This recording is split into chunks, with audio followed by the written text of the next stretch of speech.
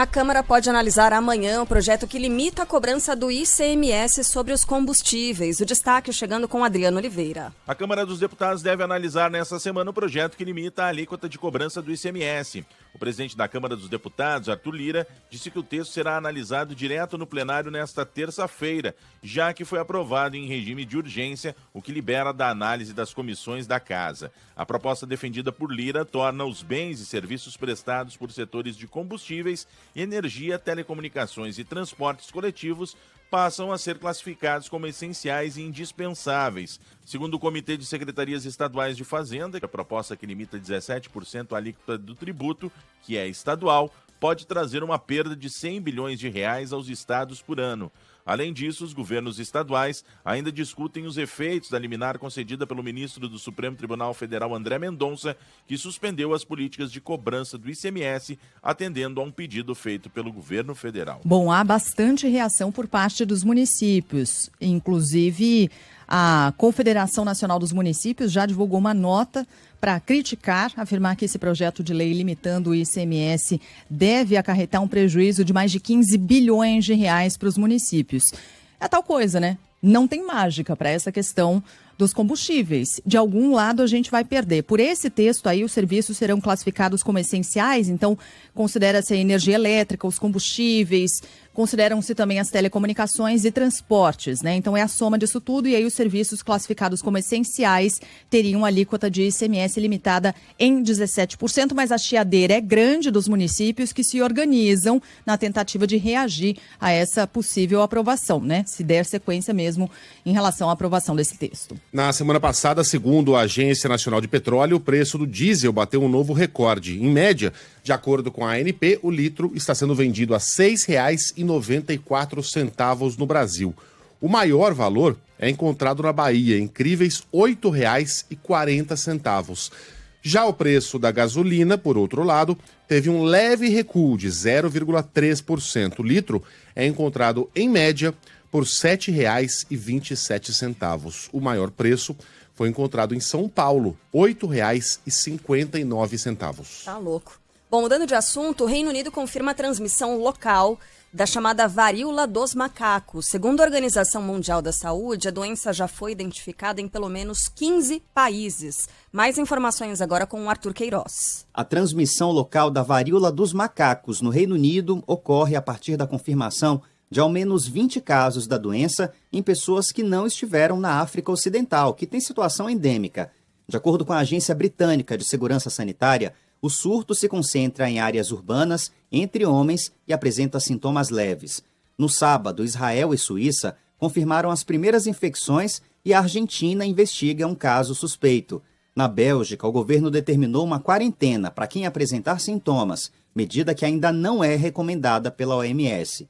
De acordo com a Organização Mundial da Saúde, até agora já são 100 casos confirmados e 28 suspeitos em 15 países. O brasileiro que foi diagnosticado com a doença na Alemanha após uma viagem pela Espanha e Portugal passa bem e tem poucos sintomas, como erupções na pele, mas sem febre ou falta de ar, de acordo com a unidade de saúde onde ele está internado em Munique.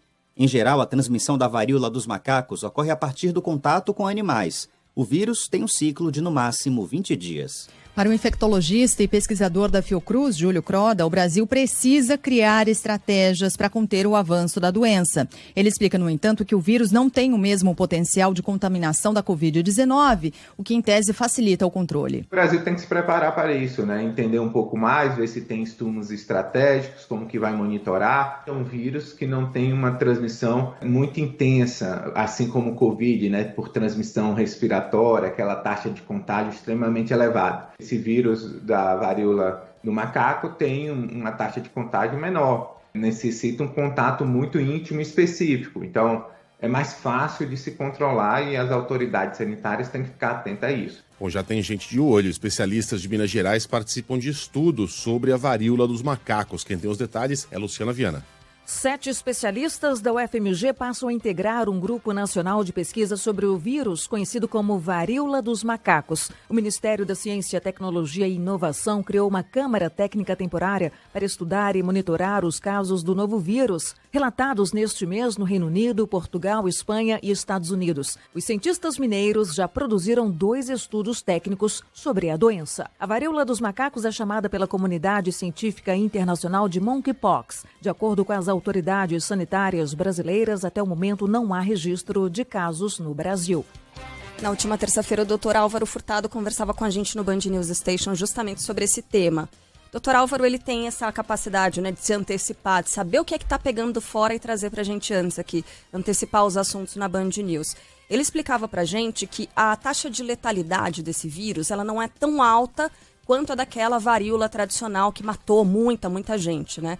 É uma taxa de letalidade menor, mas as feridas que são provocadas por esse vírus, né, da varíola dos macacos, são feridas que ficam grandes ali, elas acabam infeccionando com uma certa facilidade, já que a pele fica aberta, né? Imagina um monte de bolha de água pela superfície da pele toda. Então, quando ela estoura, ela acaba abrindo portas para outras infecções, né, para a entrada de outros corpos estranhos no nosso organismo. Então, isso é preocupante, né, o fato de algumas pessoas não resistirem justamente à infecção que é provocada por essas feridas na pele, né? Mas a boa notícia, se é que dá para chamar dessa forma, é que a taxa de letalidade não é tão alta. Agora, no que se refere à Covid-19, o Brasil declarou fim da emergência em saúde pública causada pelo coronavírus. A portaria com a decisão foi assinada pelo ministro da Saúde, Marcelo Queiroga, no dia 22 de abril e previa um prazo de 30 dias para que estados e municípios se adequassem a essa medida. Segundo a infectologista e professora da Unicamp, Raquel Stucci, isso não significa, no entanto, que a pandemia acabou. Ela chama atenção para um novo aumento no número de casos e internações no país. Além disso, a média móvel de mortes pela Covid-19 está acima de 100 há pelo menos 9 dias. Um novo aumento do número de casos, começando a aumentar a internação. Então, nós temos, independente, né, do fim deste decreto da emergência sanitária, os cuidados devem ser mantidos, principalmente para as pessoas que têm um risco maior de adoecimento mais grave. O último boletim da Fiocruz aponta uma estagnação nos índices de vacinação no Brasil. Entre os jovens de até 24 anos, apenas 30% tomaram a terceira dose. Estamos próximos do fim da pandemia? Não, pelo menos segundo o diretor-geral da Organização Mundial da Saúde, Tedros Adhanom, que participou neste domingo da sessão de abertura da Assembleia Anual da agência, na própria entidade. Foi a primeira nos últimos 3 anos, em Genebra, na Suíça, exatamente porque nos últimos 2 anos, ou nos 2 anos anteriores, não houve possibilidade de reunião presencial dos agentes de saúde. Foram mais de 100 ministros da saúde em todo o mundo reunidos na Suíça. E aí, falando às autoridades locais, ele reconheceu que os casos relatados diminuíram significativamente desde o pico da onda Ômicron, em janeiro deste ano. As mortes relatadas são as mais baixas desde março de 2020. Em muitos países, restrições foram suspensas. A vida está muito parecida, né, com aquela que a gente tinha antes da pandemia, e está mesmo. Hoje a gente não tem praticamente nenhuma limitação, a não ser colocar uma máscara no transporte público, no aeroporto. Mas aí ele joga o balde de água fria. Acabou? Não, certamente não acabou. Eu sei, disse o Tedros, que essa não é a mensagem que você quer ouvir e definitivamente não é a que eu quero entregar. Mas ele destacou que a pandemia não vai acabar em lugar nenhum até que ela termine em todos os lugares e que os casos relatados estão aumentando em quase 70 países em todas as regiões. Isso inclui o Brasil. As mortes não estão aumentando num nível descontrolado, mas elas aumentaram. E o número de casos está aumentado exatamente porque a vacinação estagnou. E isso em um mundo, completa o Tedros, em que as taxas de testes despencaram, ou seja, há uma grande subnotificação nessas estatísticas. E ressaltou ainda que os óbitos estão subindo principalmente na África, que não à toa é o continente com a menor cobertura de vacinação. Continua internada em Pernambuco a adolescente que precisou de transplante depois de ser diagnosticada com aquela hepatite misteriosa. Só no Brasil são pelo menos 45 ou 47 casos da doença. Cacá Barbosa. É considerado estável o quadro de saúde da adolescente de 14 anos que passou por um transplante de fígado na última sexta-feira. A jovem está internada no Hospital Universitário Oswaldo Cruz, na capital pernambucana, onde a cirurgia foi feita. Natural do município de Ibimirim, no Sertão, ela e outros 4 pacientes de Pernambuco estão com suspeita de hepatite grave de causa desconhecida. O órgão da jovem, que não teve o nome divulgado oficialmente, entrou em falência. De acordo com a equipe médica, o quadro clínico da paciente apresenta boa evolução e que quando o transplante foi feito já estava em estado de coma. Ela não tem previsão de alta da UTI e os médicos informaram que os exames laboratoriais mostram que o novo fígado, assim como os demais órgãos, já funcionam adequadamente. Vai passar por audiência de custódia o motorista bêbado e sem carteira de habilitação que atropelou 5 crianças no Distrito Federal. Conta mais, Natália Pazzi. Está preso o motorista embriagado e sem carteira de habilitação que atropelou 5 crianças na cidade de Ceilândia, no Distrito Federal. Entre as vítimas, 3 estão em estado grave. Segundo a Polícia Civil, um exame do IML confirmou que o condutor, de 53 anos, tinha bebido antes de dirigir. As crianças foram socorridas pelo Corpo de Bombeiros e 3 delas, que têm entre 5 e 6 anos, precisaram ser transferidas para o hospital de base. Todas sofreram traumatismo craniano e múltiplas fraturas. Ainda segundo testemunhas, o motorista tentou fugir, quase atropelou 2 homens que estavam de moto, ele foi impedido, por moradores. Outras 2 crianças, ambas de 10 anos, têm quadro de saúde estável. No Rio de Janeiro, a Justiça mantém a prisão da madrasta suspeita de envenenar enteados. Fala, Andresa Buzani. A Justiça do Rio mantém a prisão temporária de Cíntia Mariano Dias Cabral, de 49 anos, acusada de tentar matar o enteado Bruno Carvalho Cabral, de 16 anos, e suspeita da morte da irmã dele, Fernanda Carvalho Cabral, de 22, por envenenamento. A mulher, que está presa desde a última sexta-feira, passou por audiência de custódia neste domingo. Ela teria colocado chumbinho na comida dos 2 enteados em um intervalo de 2 meses. Fernanda morreu em março, depois de ficar 13 dias internada em uma unidade de terapia intensiva. Já o irmão conseguiu escapar e contou que passou mal depois de almoçar na casa da madrasta e comer feijão amargo com pedrinhas azuis. Em São Paulo, foi transferido para um presídio o jovem de 20 anos, acusado de agressão. E essa história é muito cabulosa, de tatuar o nome dele no rosto da ex-namorada. Isso aconteceu em Taubaté, no interior de São Paulo. O caso foi revelado no último sábado, depois que a mãe da vítima, de 20 anos, a vítima, bem entendido, registrou um boletim de ocorrência e pediu para que o ex-namorado parasse de procurar a filha dela. De acordo com Débora Veloso, a garota, que ficou desaparecida por um dia, tinha 2 medidas protetivas contra o jovem, uma de 2021 e outra deste ano. Em mensagens, ela chega a pedir que o ex-namorado se afaste, mas ele se recusa. Ô, dona Débora, para de mandar mensagem para mim, por favor. Nada que você falar ou deixar de falar vai mudar o que eu vou fazer, fechou? É isso aí, forte abraço. Forte abraço. O jovem foi preso, criminoso, né? Porque pode ser jovem, mas nesse momento ele é mais um criminoso, perigoso, pilantra, do que um jovem. Ele foi levado para um centro de detenção provisória. Para quem ainda não viu as imagens, ele faz uma tatuagem ali que vai do alto do lóbulo, né, da parte superior da orelha da garota, ao lado da orelha, até praticamente o queixo, até o maxilar da menina com o nome dele. Tá escrito ali o que? Coelho, né? Coelho, Gabriel Coelho. É Gabriel? Com letra estilizada, assim, como se fosse um grafite, uma coisa horrorosa.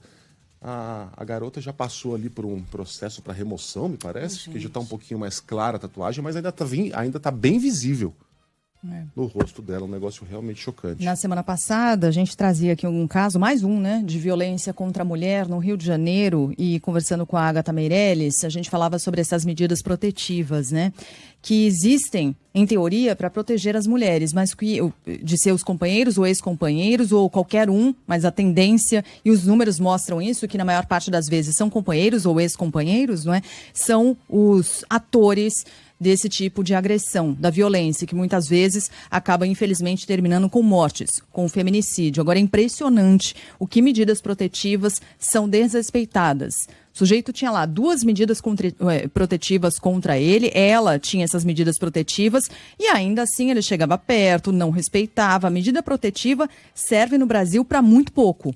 Porque a quantidade, estava tentando buscar aqui se tem um número, um balanço fechado sobre isso, de números nacionais, e não encontrei, não localizei um balanço nacional que indique o seguinte: quantas mulheres violentadas no Brasil ou assassinadas por feminicídio tinham já medidas protetivas, já tinham registrado o boletim de ocorrência e simplesmente nada aconteceu com esses caras que voltam a cometer atos como esse. E aí, infelizmente, na repetição, ao serem reincidentes na violência, acabam vitimando e matando meninas, mulheres aqui no Brasil. Mais um caso em que havia 2 medidas protetivas e ele ainda assim cometeu mais uma violência contra essa jovem. Encontrei aqui, Sheila. Eu tinha encontrado um recorte da Bahia, depois um outro do Distrito Federal e de 3 anos atrás. Deixa eu ver se esse não encontrei recorte nada um pouco aqui mais recente. É nacional, é nacional, É nacional. Sim. Dados de não, é do Distrito Federal. Então Então eu cheguei na mesma página que você. Eu ainda não achei o dado nacional, é legal que Mas a gente possa ir esse atrás. recorte só para a gente ter uma ideia. Sim. No Distrito Federal, dados de um estudo feito pela Câmara Técnica de Monitoramento de Homicídios e Feminicídios da Secretaria de Segurança Pública, foi essa página que você abriu, mostram que a maioria das vítimas de feminicídio na capital nunca registrou um BO. Essa é uma outra questão, né? De mulheres que por medo, e um medo absolutamente legítimo, porque a mulher fica numa situação de total fragilidade, de medo, fica acuada. E por isso tão importante o apoio da família, rede de proteção. Você que está no entorno, viu alguma coisa, pode ajudar denunciando. Nesse caso aqui foi a própria mãe da menina, né? Eu vou chegar lá. Tá. 79,4% das mulheres assassinadas pelos parceiros, ou seja, vítimas de feminicídio, não se encontravam sob medida protetiva. Você inverte o dado, 20% se encontravam. Então, no Distrito Federal, a cada 5 mulheres assassinadas pelos parceiros, uma tinha medida protetiva. Isso não adiantou muita coisa para essas pobres mulheres. Bom, e no Pará continua o clima de tensão pelo risco de conflito entre garimpeiros e índios caiapós. Destaque chegando com Arthur Coelho. A Polícia Federal afirma que não encontrou garimpeiros que teriam sido detidos por indígenas caiapó na terra indígena Baú, no Pará. De acordo com o órgão, os invasores foram retirados do local ainda no sábado. Na última sexta-feira, o Ministério Público Federal informou que os caiapós teriam detido garimpeiros que tentavam reativar um garimpo ilegal dentro do território. Durante a ação de ontem, a PF diz ter conseguido convencer os indígenas a retornarem para a aldeia Baú e não seguirem para um segundo ponto de garimpo. A liderança da área Baú se comprometeu a deixar o local nesta segunda-feira. A polícia do Paraguai ainda investiga a morte do prefeito de Pedro Juan Cabaleiro na fronteira com o Brasil. José Carlos Acevedo sofreu um atentado na terça-feira da semana passada e a gente tem informação agora chegando com a Rosane Kotoski. A presidente da Câmara de Pedro Juan Cabaleiro, no Paraguai, Carolina Yunes Acevedo, vai assumir a gestão da cidade de forma interina até que uma nova eleição seja realizada. Ela é cunhada do ex-prefeito da cidade, José Carlos Acevedo, que morreu neste final de semana depois de ter sido atingido por vários tiros na última terça-feira, dia 17, ao sair da prefeitura. A nova prefeita de Pedro Juan Cabaleiro também é mãe de Aile Carolina Acevedo Yunes, assassinada aos 21 anos em uma chacina, também na cidade. A data da posse ainda não foi divulgada. Até o momento, 2 homens e uma mulher foram presos suspeitos de participação no atentado a José Carlos. A Polícia Nacional do Paraguai também apreendeu 31 carregadores de armas de fogo, sendo 21 de pistola 9mm. 7h23 pelo horário de Brasília. Você, ouvinte da Band News FM, rápido assim, ó. Entregou sua declaração do imposto de renda? Não. Não, nem eu. Falta pouco, hein? Pouco mais de uma semana para o fim do prazo. Meu Deus. Mais de 10 milhões de brasileiros ainda não entregaram a declaração do imposto de renda. É engraçado, né? Porque todo ano é a mesma coisa. A gente fala, a gente traz informações muito parecidas e sempre as pessoas deixam para a última hora. E eu sou uma dessas pessoas, né? Cara, eu não sei explicar por que é que eu não faço antes. É uma obrigação, né? Eu não faço o que eu quero, eu faço o que eles é um problema dos nossos tempos. Então mas assim, é uma coisa que, poxa, só vai me evitar de trazer um problema. Não vai trazer alguma coisa. Eu nunca recebi R$1 de restituição, sabia? Nunca. Nada. Zero. Você recebe restituição? Ah, faz tempo, hein? É? Faz tempo. Nossa, então. Não me lembro qual... Já aconteceu. Não é algo inédito, mas não me lembro qual foi a última vez, não. É. Eu faço de má vontade mesmo, sabe? Demoro pra entregar ali os documentos pra contadora. Meire, um beijo. É a mesma contadora Bob, ainda, não, cheia. eu troquei a Meire. então. Um beijo, Meire, mas como ela sabe, eu troquei pelo Bob, né? Um beijo, Bob, eu sei que eu tô devendo. Então, mas é assim, né? Data limite é 31 de maio, ou seja, terça-feira da semana que vem. Depois disso, o contribuinte vai ter que pagar multa, que varia entre R$ 165 e 20% do valor devido. Estão obrigados a enviar o imposto de renda todos aqueles que receberam mais de R$ 28.569 no ano passado. Ou então quem teve rendimentos isentos e não tributáveis acima de R$ 40 mil, ou ainda possui bens com valor superior a R$ 300 mil. Amanhã, a Receita Federal libera a consulta ao primeiro lote de restituições. O dinheiro vai ser depositado no dia 31. Olha Agora, aqui. Desculpa, não, porque você falou que faz de má vontade. Eu também faço super na força do ódio.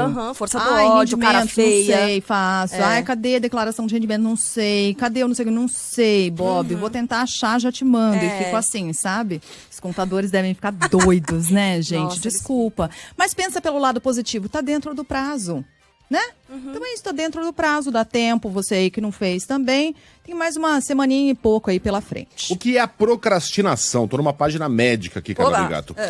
Procrastinar uma delícia. É algo bem simples. Claro Consiste num comportamento racional de adiar alguma ação que poderia ser feita naquele momento. Sim. A procrastinação em si não é uma doença, mas ela pode ser um indício de algo mais sério que precisa ser tratado. Oh, meu Deus. E até a evidência de algum transtorno psicológico. 5 sinais de que você é um procrastinador. Vamos lá. Você demora a sair da cama. Essa não é uma escolha, na real, pra mim. Então. O despertador mais do que eu tocar, mas não gostaria. quer levantar. Bate aquela... é escolha sim. Tá. Você pode ouvir o alarme e falar, oba, começou mais um dia. E não apertar o soneca. Quais são as surpresas que esse dia me reserva? Não vejo a hora de encontrar o Megali, a Carla Bigato, o Pablo. Não vejo a hora de receber correios deselegantes. A outra coisa é se você... Ai, gente, não acredito, é isso. Meu Deus, Tá. se eu ligasse e falasse que eu tô doente, será que ia colar? Não dá. Deixa eu levantar saco.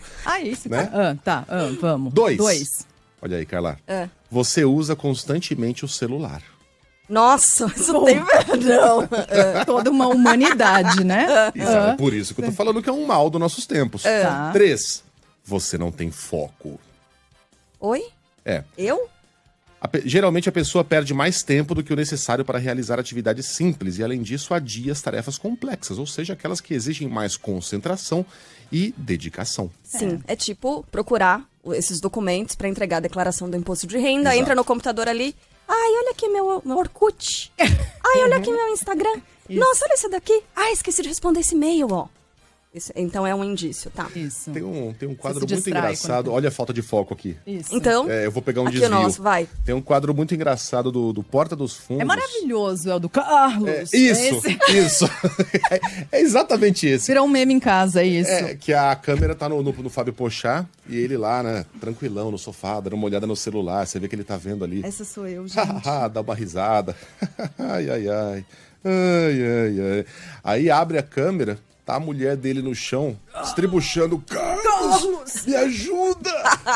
E ele, puta, é por isso que eu peguei o celular, deixa eu ligar pra ambulância. Nossa, é a gente. Falta lá de na foco. vida. Tá, volta. 4. Olha o número. Carlos, vai. Carlos, você elabora e pensa demais antes de fazer.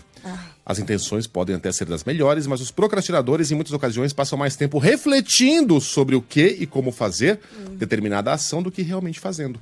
Tá. 4. E 5, olha aí, na mosca. Você deixa todas as suas entregas para a última hora. Por que fazer hoje se eu posso fazer amanhã, não é verdade? Exato. Não deixa para. Não faça hoje o que pode ser feito amanhã. Não é? Vocês gabaritaram? Quase, viu? Acho que quase todo mundo, né? Tamo junto. Bom, e já que eu tô no Baixou o Caboclo Pesquisador aqui, eu encontrei, viu, Sheila, os números que a gente estava procurando. O dossiê Mulher, divulgado no ano passado pelo Instituto de Segurança Pública, mostra que tem vários dados aqui, mas basicamente revela aquilo que a gente já havia trazido para o nosso ouvinte no recorte do Distrito Federal.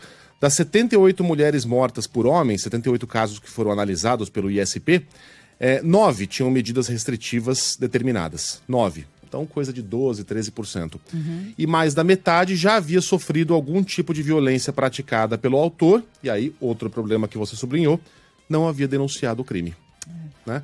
Também em relação ao ano anterior, 2020, foram constatados 2.003 registros de descumprimento de medidas protetivas, que você falou também, com uma média de 5 por dia. Né? Isso em relação àquelas que foram denunciadas, porque as que não são denunciadas, caem no vazio. Então, são vários recortes, vários problemas aí que a gente tem em relação ao feminicídio aqui no Brasil.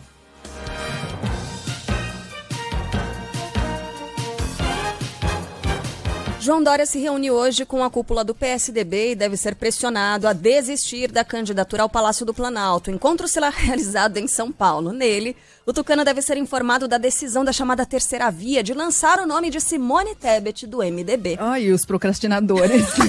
Eis aí. Eis os procrastinadores. É isso. Que é falta de foco, né? Você elabora demais em vez de fazer simplesmente. PSDB pega o celular. Usa muito o celular. Ai, Dória! É verdade. Ai, meu Deus, aplicativo pra votar. Né? Foi Pronto. Isso. Tá feia a coisa, hein? Bom, ainda hoje o PT faz uma reunião ampliada com a participação de Lula e do vice na chapa dele, Geraldo Alckmin. O encontro contará com as presenças de integrantes do PSB, PCdoB, PV, Solidariedade, PSOL e Rede. O objetivo é integrar os partidos e consolidar palanques estaduais, como já aconteceu em Minas Gerais. Jair Bolsonaro passou o fim de semana no Paraná. Bom, não chegou a passar o fim de semana no Paraná, mas esteve no Paraná. De Curitiba, as informações chegam com Ângelo Sfire. Em aceno ao eleitorado evangélico, o presidente Jair Bolsonaro deve participar nas próximas semanas de eventos cristãos em Manaus e Cuiabá. Neste final de semana, o chefe de Estado compareceu à Marcha para Jesus em Curitiba e, para cerca de 40 mil pessoas, voltou a afirmar que só Deus o tira da presidência. Durante o final de semana, Bolsonaro também participou de um encontro fechado com apoiadores no Teatro Guaíra. Ele também jantou com o governador do Paraná, Ratinho Júnior, que garantiu o apoio à campanha para a reeleição, caso tenha aval do PSD. Nas redes sociais, Ciro Gomes publicou o vídeo de um desenho animado em que aparece com a roupa do Homem-Aranha e fez críticas dizendo que Lula e Bolsonaro não têm um projeto para o Brasil. Lembrando que o primeiro debate na TV aberta entre os pré-candidatos à presidência da República já está marcado, será no dia 14 de agosto, na tela da Band, transmissão simultânea e cobertura completa aqui da Band News FM. O Ciro também participou de um debate com o Gregório do Vivier. Isso. Que é humorista e tal, mas tem um lado político dele também, é um cara muito ativo, etc. Eu não sei se vocês viram, eu assisti inteirinho na volta do Rio de Janeiro, assisti 1h40. Vale a pena. A história é muito sui generis. O Gregório, lá no programa dele, que é o Greg News, da HBO, fez um programa inteiro sobre o Ciro. Até aí nada de novo, ele já havia feito sobre o Bolsonaro, já tinha feito sobre o Lula. Claro, ele sempre pende um pouquinho mais para a esquerda, porque ele tem as posições políticas dele, o programa também tem uma linha editorial muito bem definida. Então, basicamente, no programa dele, ele defendia que o Ciro abdicasse da candidatura em nome do Lula e da possibilidade da vitória já no primeiro turno sobre o Bolsonaro. Posição dele. Aí o Ciro foi lá e fez um tweet, né? Falando, dei muita risada, achei muito engraçado, nada, né? Deu pra ver que ele ficou pé da vida. Tanto é que depois fez um react, né? Do programa do Gregório, muito irritado, muito mesmo, bem do jeitão Ciro, e desafiou o comediante para um debate. E o Gregório aceitou. Foi lá e os dois ombrearam, assim, o Gregório estava bem preparado, colocou o Ciro em situações bem difíceis, e até o tio Rei falou sobre esse assunto agora há pouco na coluna dele. O Ciro demonstrou que não estava muito afim de ouvir, sabe? Estava muito, muito irritado, não estava exatamente com o senso de humor muito apurado.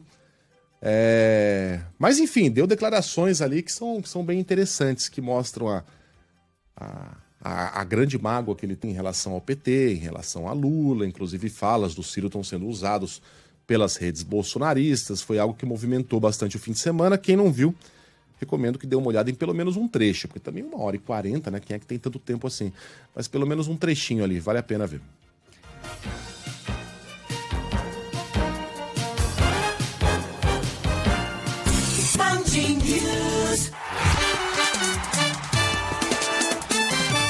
futebol, com Milton Neves. Oferecimento Sicredi. Conheça a primeira instituição financeira cooperativa do Brasil. Sicredi. Gente que coopera, cresce. Casa do Construtor. Aluguel de equipamentos. Ligue 0800 200 0217. E Safra. Empréstimo com garantia do Saque Aniversário FGTS é na Safra Financeira.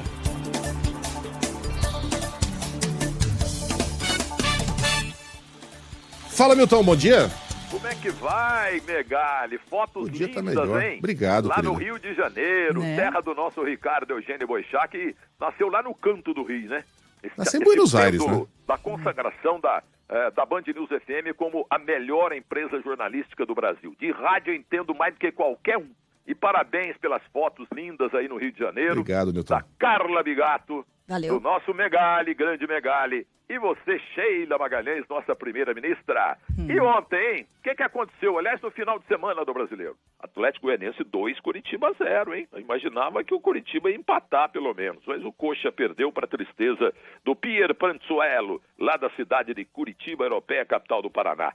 E o Flamengo? O Flamengo ganhou do Goiás de 1-0, hein? E o Santos, jogando em casa, só empatou com o Ceará. Meu Deus do céu. O VAR anulou um gol do Santos absolutamente legal. E tivemos também o Juventude recebendo o Palmeiras e deu zebra, porque o Palmeiras ganhou. O Palmeiras só ganha. O Cuiabá em casa empatou com o Internacional e 1-1. O América Mineiro empatou com o Botafogo 1-1. Corinthians e São Paulo empataram 1-1 e eu passei a semana cravando 1-0 para o São Paulo. Que pena, errei por pouco. Fortaleza em casa, perdeu do Fluminense por 1-0. E bom dia, Brasil.